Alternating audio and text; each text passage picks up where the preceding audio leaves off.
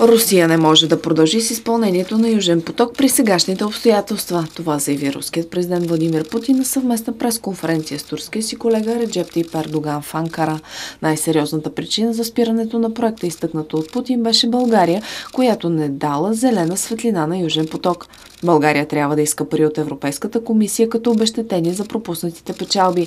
Само за транзита на газа България е трябвало да получи 400 милиона евро на година, заяви още руският президент.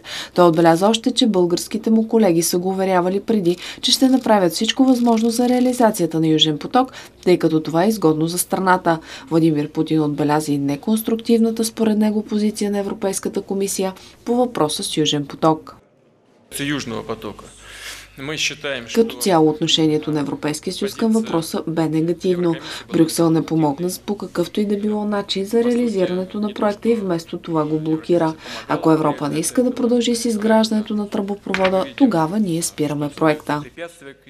Решението за спиране на проекта Южен поток е взето еднолично от президента Владимир Путин, обяви руският министър на енергетиката Александър Новак, цитиран от ТАСС.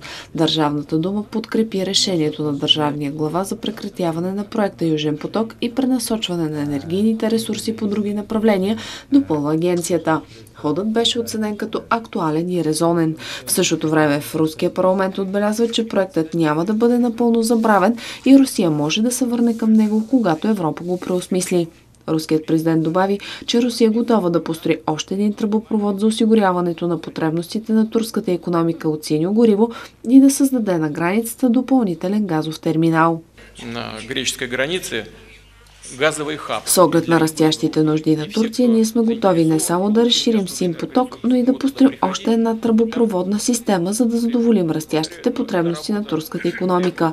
А ако бъде сметнато за целесъобразно да създадем на турска територия на границата с Гърция и допълнителен газов център за потребителите в Южна Европа. Южен поток е глобален инфраструктурен проект на Газпром по строителството на енергийно трасе, по което се планира годишно да се доставят в Южна и Централна Европа по 63 милиарда кубически метра газ.